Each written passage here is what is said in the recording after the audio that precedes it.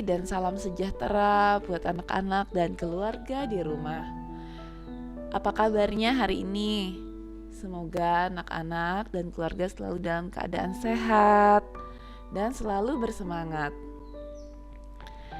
Anak-anak, bertemu lagi dengan Ibu. Hari ini kita akan belajar dengan materi baru di tema 2, yaitu selalu berhemat energi untuk muatan pelajaran IPA subtema 1. Sebelum belajar, mari kita berdoa bersama. Semoga apa yang kita pelajari hari ini dapat bermanfaat dan kita bisa lebih mudah memahaminya. Amin. Bagaimana? Sudah siap belajar? Yuk kita belajar bersama-sama. Sumber energi. Dalam kehidupan sehari-hari, manusia menggunakan berbagai sumber energi. Sebagai contoh, listrik merupakan salah satu sumber energi yang digunakan manusia. Dengan listrik, suasana malam hari bisa terang karena lampu listrik. Dengan listrik, manusia dapat menghidupkan aneka perabotan elektronik dan sebagainya. Masih banyak fungsi listrik yang lain. Selain listrik, masih banyak sumber energi yang dapat dikembangkan dan digunakan oleh manusia. Nah, pada subtema ini kalian akan belajar dan melakukan berbagai kegiatan yang berkaitan dengan sumber energi yang dapat digunakan oleh manusia. Apa sih energi itu? Energi adalah kemampuan untuk melakukan suatu pekerjaan. Energi biasa disebut juga dengan usaha.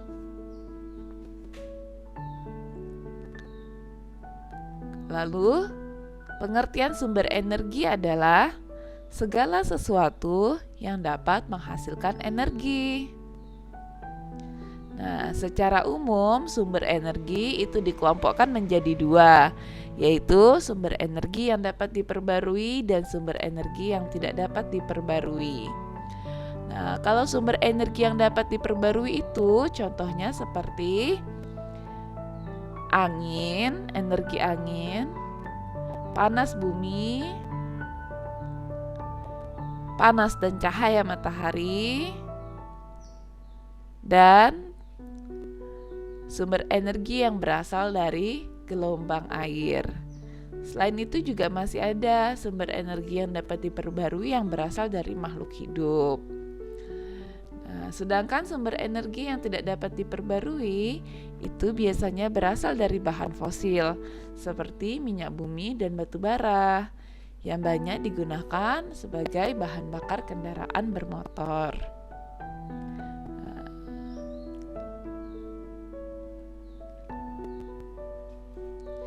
Nah, ini ada sebuah gambar. Di gambar ini kita bisa melihat bahwa matahari memiliki peran yang sangat besar dalam kehidupan. Karena matahari merupakan sumber energi yang terbesar di bumi. Panas matahari mempengaruhi aktivitas manusia dan makhluk hidup lainnya di bumi.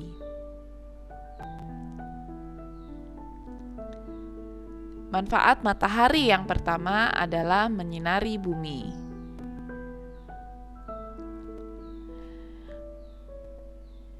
Matahari membuat bumi menjadi terang.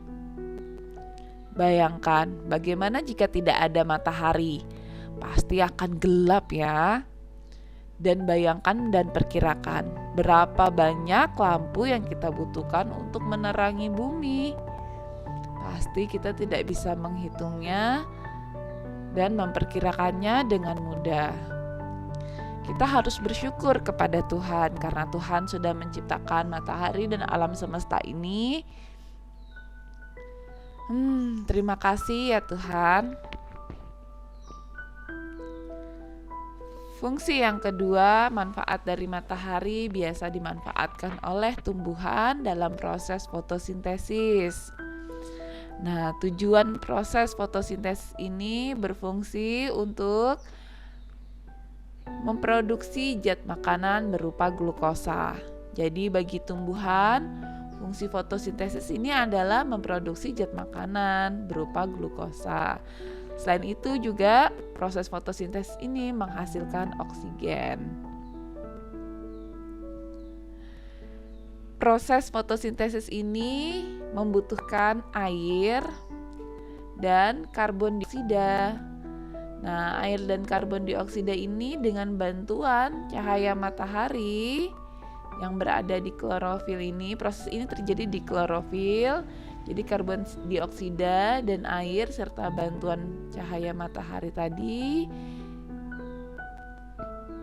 menghasilkan glukosa atau gula dan menghasilkan oksigen. Oksigen ini dimanfaatkan oleh seluruh makhluk hidup untuk bernapas. Selain itu juga masih banyak manfaat energi matahari yang lain ya. Ada manfaat energi matahari yaitu sebagai sumber energi pembangkit listrik. Biasanya dimanfaatkan dengan menggunakan alat yang bernama panel surya. Nah, selanjutnya matahari juga membantu pembentukan vitamin D. Kemudian panas matahari dapat mengeringkan benda yang basah seperti pakaian yang dijemur, kerupuk, dan menjemur ikan asin. Matahari juga membantu dalam proses pembuatan garam. Jadi proses pembuatan garam di laut itu penguapannya dibantu oleh panas matahari sehingga bisa menghasilkan garam. Ya, dan selain ini juga masih banyak sekali manfaat dari energi matahari baik bagi manusia maupun bagi makhluk hidup yang lain. Nah, sekarang Ibu akan mengajak anak-anak untuk bereksperimen. Kita akan melakukan sebuah percobaan. Nama percobaannya adalah pengaruh energi panas. Tujuan percobaan ini untuk membuktikan pengaruh energi panas sinar matahari terhadap suatu benda di muka bumi. Alat dan bahan yang kita butuhkan adalah 2 lembar tisu, 2 lembar kain, 2 lembar kertas, dan sebuah ember yang berisi air secukupnya. Langkah kerja. Yang pertama, siapkan dulu ember yang sudah diisi air. Yang kedua, ambillah masing-masing 2 lembar kain, 2 lembar tisu, dan 2 lembar kertas tadi. Kemudian celupkan sebentar ke dalam ember yang berisi air. Sebentar saja ya.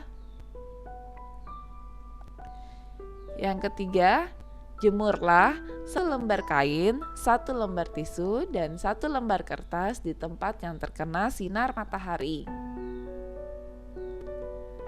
Nah, yang keempat, letakkan sisanya dari masing-masing selembar tisu, selembar kain, dan selembar kertas tadi di tempat yang teduh.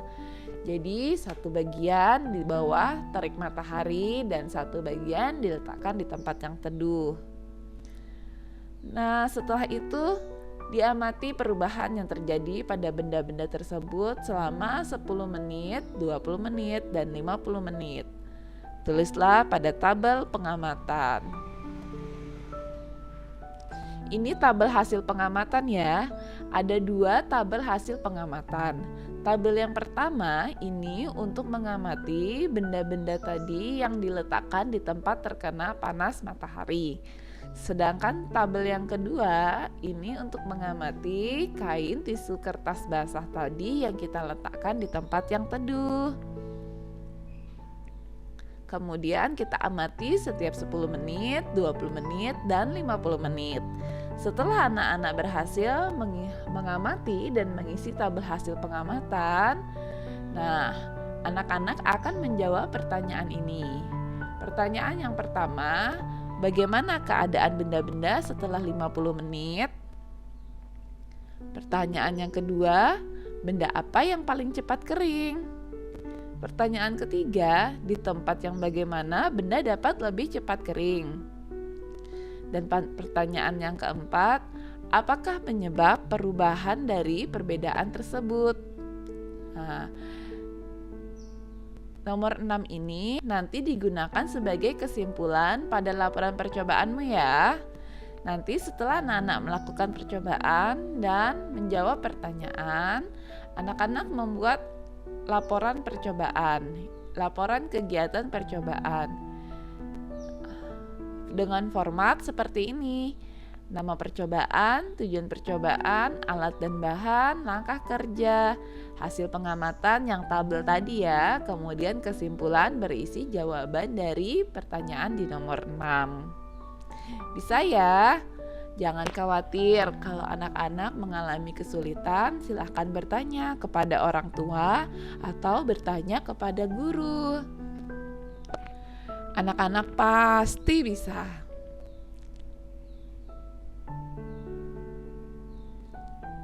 Nah, selanjutnya kita melihat gambar anak-anak sekolah yang sedang asik bermain kincir angin hasil buatan mereka. Mereka berlari-lari memainkan kincir angin tersebut. Nah, energi apakah yang membuat kincir itu bisa berputar ya? Ya benar, energi angin.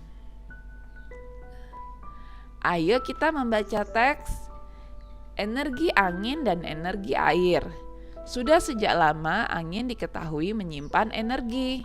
Pasukan Viking telah memanfaatkan energi angin untuk menjelajahi dunia dengan menggunakan perahu layar yang memanfaatkan energi angin. Lalu ada juga Christopher Columbus, juga berlayar sehingga menemukan benua Amerika dengan menggunakan perahu layar yang memanfaatkan energi angin.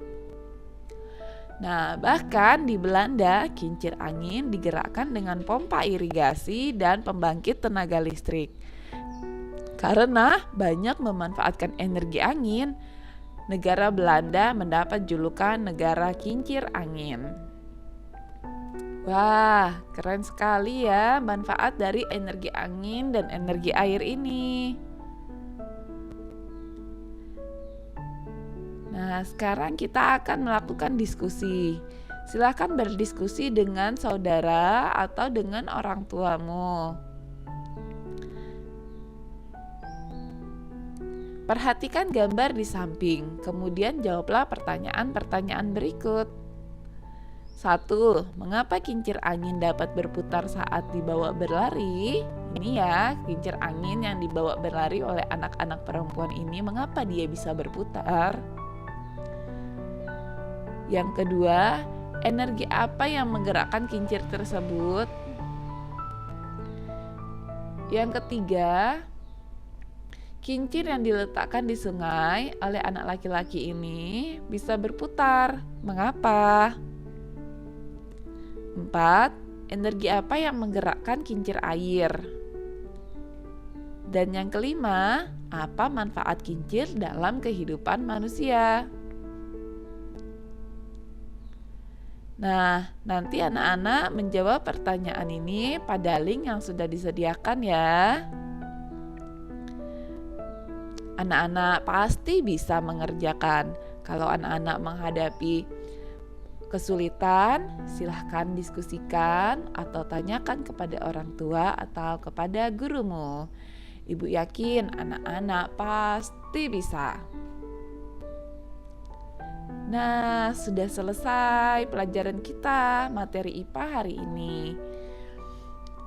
Terus semangat belajar. Sampai jumpa di pertemuan selanjutnya. Wassalamualaikum warahmatullahi wabarakatuh. Terima kasih.